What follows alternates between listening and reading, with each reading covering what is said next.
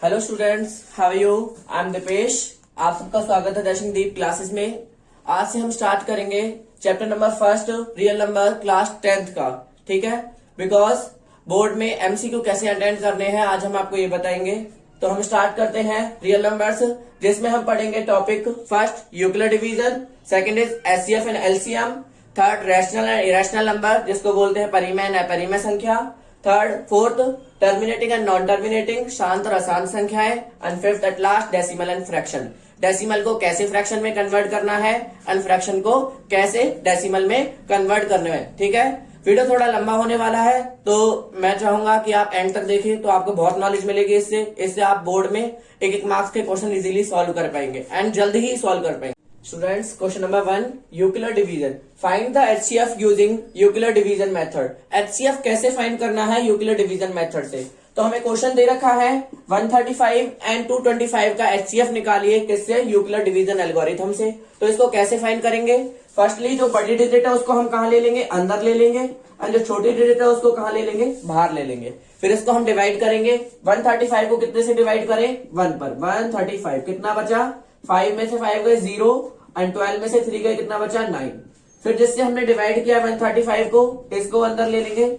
90 पर 1 से जाएगा तो कितना बचा? 45। फिर हम 90 को अंदर ले लेंगे एंड 45 कितने से जाएगा? 2 से। तो ये पूरा कट हो गया। तो यहाँ एचसीएफ कितना होगा? 45। तो यूक्लिड डिवीजन एल्गोरिथम से हम एचसीएफ ऐसे फाइंड कर सकते हैं। तो क्या करना है? बड़ी डिजिट को अंदर रखना है और छोटी डिजिट को बाहर रखना है। सेकेंड टॉपिक है हमारा एचसीएफ एंड एलसीएम। सबसे पहले बेटा हमें जानना ये जरूरी है कि what is the relation between LCM and HCF. LCM और एचसीएफ में क्या संबंध होता है? तो बेटा एक बात माइंड में रखनी है, एलसीएम और एचसीएफ फादर और मदर के जैसे हैं। जैसे फैमिली में फादर बड़ा होता है और मदर छोटी होती है, ऐसे ही एलसीएम और एचसीएफ में एलसीएम बड़ा होता है और एचसीएफ छोटा होता है। तो यहाँ एलसीएम और एचसीएफ का रिलेशन क्या होगा? एलसीएफ जो है बड़ा है किससे? एचसीएफ से। या फिर हम इसको ऐसे लिख सकते हैं, एचसीएफ जो है छोटा है एलसीएम से। सेकेंड थिंग क्या आती है बेटा? कुछ ऐसा हो जाता है कि कहीं एलसीएम और एचसीएफ बराबर हो जाते हैं। जब हमें 2 पॉजिटिव नंबर एक साथ दे रखे होते हैं, जैसे 29 एंड 29 का एचसीएफ और एलसीएम क्या होगा? तो यहाँ एचसीएफ और एलसीएम इनका क्या होगा? बराबर होगा। जब कोई 2 नंबर मतलब 2 धनात्मक पूर्णांक बराबर दे रखे हो तो वहां एचसीएफ और एलसीएम क्या होता है? बराबर होता है। ध्यान रख लेना बेटा, बोर्ड में सबसे ज्यादा पूछा जाता है question, what is the relation between LCM and HCF. क्या रिलेशन होगा? एलसीएम ऑलवेज बड़ा होगा किससे? एचसीएफ से। बेटा क्वेश्चन इस तरीके से आएगा। सबसे पहले तो हमें एक फॉर्मूला याद करना है। क्या? एलसीएम मल्टीप्लाई एचसीएफ बराबर होता है प्रोडक्ट ऑफ 2 नंबर्स, जिसको बोलते हैं एलसीएम गुणा एचसीएफ बराबर है 2 संख्याओं के गुणनफल के। तो क्वेश्चन इस तरीके से पूछा जाएगा, इफ एचसीएफ 96 एंड 404 इज 4, मतलब 2 संख्याएं हमें क्या दे रखी है? 96 एंड 404, जिनका एचसीएफ क्या है? 4 है। Then find the LCM. तो एलसीएम कैसे फाइंड करेंगे? तो हमारे पास फॉर्मूला दे रखा है, तो यहाँ सबसे पहले मैंने एलसीएम लिखा जो मेरे को नहीं पता। उसके बाद एचसीएफ की वैल्यू कितनी है? 4 है। इज इक्वल टू 2 संख्याएं कौन सी? 96 एंड 404। तो यहां से हमें एलसीएम फाइंड करना है। तो यहाँ क्या करेंगे हम? एचसीएफ जो हमें दे रखा है 4, ये मल्टीप्लाई में इधर आके क्या हो जाएगा? डिवाइड हो जाएगा। 4 से काटा, 4 1 जा 4, 4 0 0, 4 1 जा 4।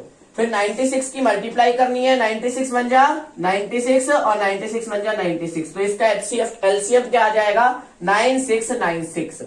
पिछले क्वेश्चन पे हमने देखा था कि हमें एचसीएफ दे रखा था और 2 नंबर्स दे रखे थे और हमें एलसीएम फाइंड करना था। अब इस क्वेश्चन में क्या है? हमें एलसीएम गिवन है और 2 नंबर्स भी गिवन है और हमें क्या फाइंड करना है? एचसीएफ फाइंड करना है। तो उसी तरीके से हम इसमें लगाएंगे, एलसीएम कितना है हमारा? 404000 एंड एचसीएफ हमें फाइंड करना है, ये वैल्यू पता नहीं, और 2 नंबर्स हमारे 400 एंड 250।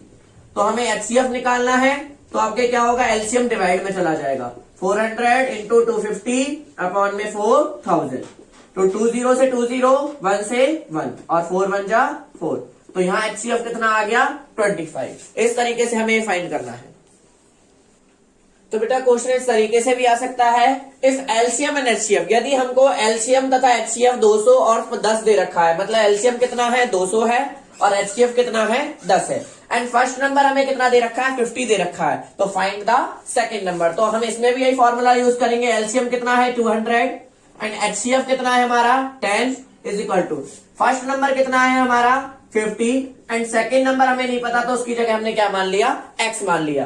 अब हम क्या करेंगे, हमें x की वैल्यू फाइंड करनी है, तो ये 50 इधर आके क्या हो जाएगा डिवाइड हो जाएगा अपॉन में 10 इंटू 50, 10 से 10, 5 1 जा 5, 5 4 जा 20, तो यहाँ सेकेंड नंबर हमारा कितना आ जाएगा 10 4 जा 40, तो यहाँ सेकेंड नंबर की वैल्यू कितनी आ जाएगी 40 आ जाएगी। इस तरीके से हम कोई भी हमें कोई इनमें से चारों में से कोई भी एक मिसिंग दे रखा होगा और जिसमें से हम किसी की भी वैल्यू फाइंड कर सकते हैं। ठीक है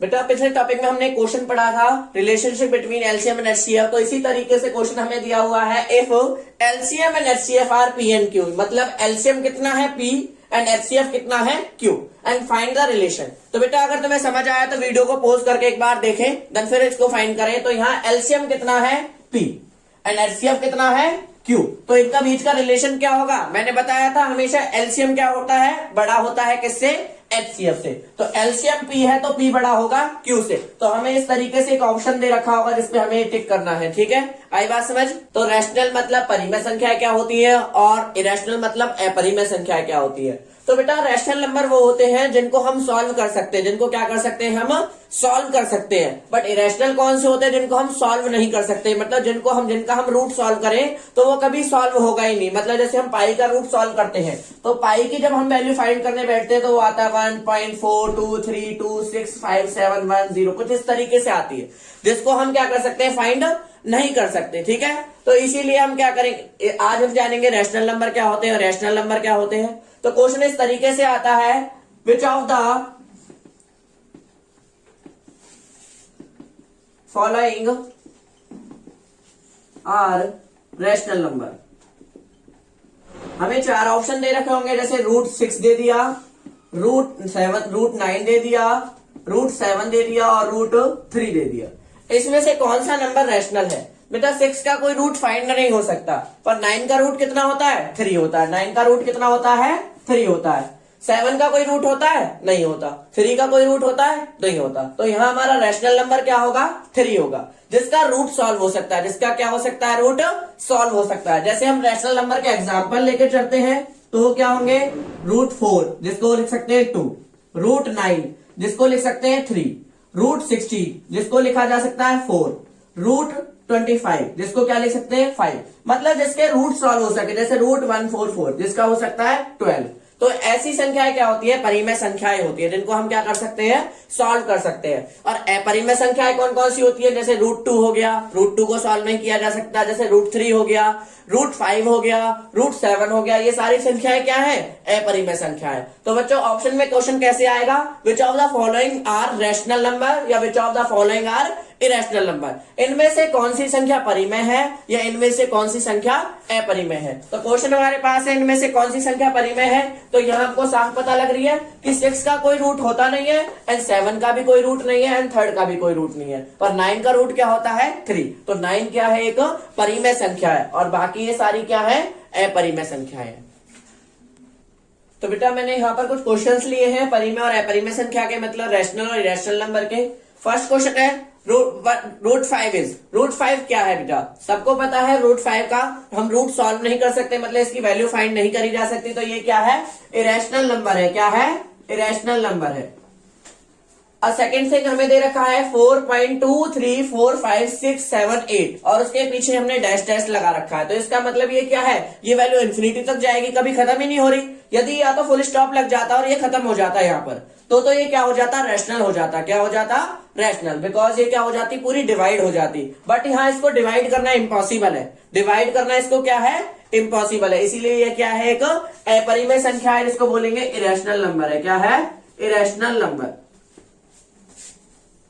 थर्ड हमें दे रखा है पाई, बेटा पाई अगर आ जाए ऑप्शन में, which of the following are irrational, तो पाई हमेशा इरेशनल होती है, बिकॉज हम पाई को सॉल्व करने की कोशिश कर रहे हैं, बिकॉज पाई की वैल्यू कितनी होती है 22/7। तो 7 से इसको मैंने डिवाइड किया, 7 3 21, यहाँ 1 बचा, पॉइंट लग गया, 0 लगाई, 7 बन जा 7, तो यहाँ कितना बचा 3, फिर यहाँ 0 लगा दी, 7 4 जा 28, फिर यहाँ बचा 2, 0 लगा दी, 7 2 जा 14, फिर बचा 6, फिर 0 लगा दी, 7 8 जा 56, फिर यहाँ 4 बचेगा। इस तरीके से इसको सॉल्व नहीं किया जा सकता, ये वैल्यू बहुत आगे तक जाएगी, इसको कभी सॉल्व नहीं किया जा सकता। तो इसका मतलब पाई क्या है, एक अपरिमेय संख्या है। क्या है, एक अपरिमेय, जिसको बोलते हैं इरेशनल। क्या है, इरेशनल। ठीक है बेटा।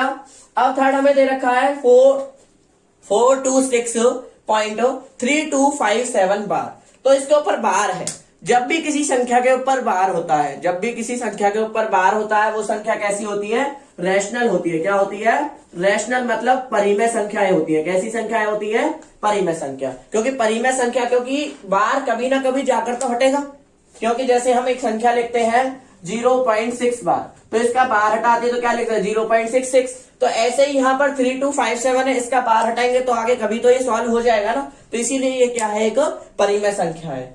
फोर्थ हमें दे रखा है क्या, फिफ्थ, √169। √169 का रूट क्या होता है बेटा, 169 का रूट होगा 13। क्या होगा, 13। तो इसका रूट सॉल्व हो रहा है ना, तो इसका मतलब क्या है, ये एक परिमेय संख्या है। यदि इसका रूट सॉल्व नहीं होता तो ये क्या हो जाती है, परिमेय। तो हम यहाँ क्या लिखेंगे, परिमेय संख्या। क्या लिखेंगे, परिमेय, मतलब रैशनल।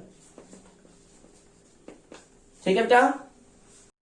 बेटा नेक्स्ट टॉपिक है हमारा टर्मिनेटिंग है ना नॉन टर्मिनेटिंग, मतलब शांत संख्याएं और अशांत संख्याएं।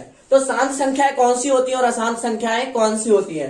तो बेटा जब हमारी ऐसी फॉर्म बन जाती है 2 की पावर m और 5 की पावर n की, यदि कोई संख्या कैसी फॉर्म में है 2 की पावर m और 5 की पावर n फॉर्म में है, तो वो कैसी होगी, टर्मिनेटिंग होगी, जिसको बोलते हैं शांत। और यदि कोई संख्या हमारी कैसी फॉर्म में, इनको छोड़ के, जैसे 2 की पावर n m, 7 की पावर m, तो यहाँ 7 की पावर n आ गई, तो इसका मतलब ये क्या है, नॉन टर्मिनेटिंग है। क्या है, नॉन टर्मिनेटिंग, मतलब अशांत संख्या है। ठीक है। जब कैसी फॉर्म बनेगी हमारी 1/2 की पावर m और 5 की पावर n की फॉर्म बनेगी, तो ऐसी संख्या क्या होगी, शांत संख्या। फॉर एग्जाम्पल मैंने लिया 17/8। क्या लिया, 17/8। तो बेटा ध्यान से देखो, जो 17 है, 17 का एलसीएम क्या होता है, 17 के फैक्टर क्या होंगे, 17 इंटू 1, 17 इंटू 1 होगा, और 8 के फैक्टर करूंगा तो 2 × 2 × 2 होंगे। तो मैं इसको कैसे लिख सकता हूँ, 17 में 2 की पावर कितनी हो गई, यहाँ 3 हो गई। क्या हो गई, 3। और यहाँ मैं लिख सकता हूँ 5 की पावर 0। क्या लिख सकते हैं, 5 की पावर 0, बिकॉज किसी की भी पावर 0 1 के बराबर होती है। किसके बराबर होती है, 1 के बराबर। तो मैं यहाँ 5 की पावर 0 लिखूंगा तो 1 के बराबर होगा। तो ये कैसी फॉर्म है, 2 की पावर m और 5 की पावर n की फॉर्म है। तो इसका मतलब ये क्या है, टर्मिनेटिंग है। क्या है, टर्मिनेटिंग। जैसे और भी एग्जांपल ले सकते हैं हम, 15/1000। तो यहाँ मैंने लिया 15 को लिख सकते हैं 3 × 5, और 1000 का यदि मैं एलसीएम लेता हूं तो वो क्या आएगा, 2 × 2 × 2 एंड 5 × 5 × 5। एलसीएम लेके देख लेना, एलसीएम यही आएगा। तो यहाँ 5 से तो 5 कैंसिल हो गया, तो यहाँ क्या बचा, 3/में 2 की पावर कितनी है, 3, और 5 की पावर कितनी है, 2। तो ये कैसी फॉर्म है, 2 की पावर m और 5 की पावर n की फॉर्म है। तो इसका मतलब ये क्या है, टर्मिनेटिंग है। क्या है, टर्मिनेटिंग, मतलब शांत संख्या है। एक एग्जांपल और लेते हैं, जैसे हमें दे रखा है 6/15। क्या दे रखा है, 6/15। तो 6 के मैंने फैक्टर बनाए 2 इंटू में 3, और 15 के फैक्टर बनाए 3 इंटू में 5। तो यहाँ 3 से तो 3 कैंसिल हो गया, तो नीचे ऊपर तो बचा 2, और नीचे क्या बचा, 5 की पावर 1। तो यहाँ 2 की पावर कितनी है, यहाँ 2 की पावर है 0। तो अब ये कैसी फॉर्म बन गई, 2 की पावर m और 5 की पावर n की फॉर्म बन गई। तो इसका मतलब कैसा है, ये टर्मिनेटिंग, मतलब शांत संख्या है। ठीक है। तो ये सब किसके एग्जाम्पल थे, शांत संख्या के एग्जाम्पल थे, मतलब टर्मिनेटिंग के।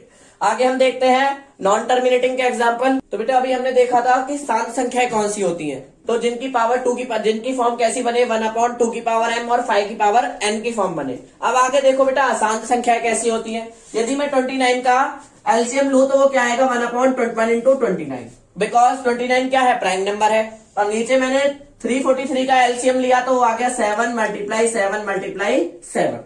तो ये कैसी फॉर्म है, 29 7 की पावर 3 है। कैसी पावर है ये, 7 की पावर 3। तो इसका मतलब ये क्या है, नॉन टर्मिनेटिंग है। क्या है, नॉन टर्मिनेटिंग। हमें कैसी फॉर्म चाहिए, 2 की पावर m और 5 की पावर n। अदरवाइज कोई और नंबर आता है तो वहां ये क्या हो जाएगा, नॉन टर्मिनेटिंग हो जाएगा। अब बेटा हम एक और क्वेश्चन देख लेते हैं आसान संख्या के लिए। तो 77 के मैंने फैक्टर बनाए तो वो क्या बन गया, 7 इंटू 11। एंड 210 के यदि मैं फैक्टर बनाता हूं तो वो क्या बनेंगे, 2 इंटू 3 इंटू 5 इंटू 7। तो यहाँ देखो बेटा 7 से तो 7 कैंसिल हो गया, तो ये कैसा बना, 11 अपॉन में 2 की पावर 1, 3 की पावर 1 और 5 की पावर 1।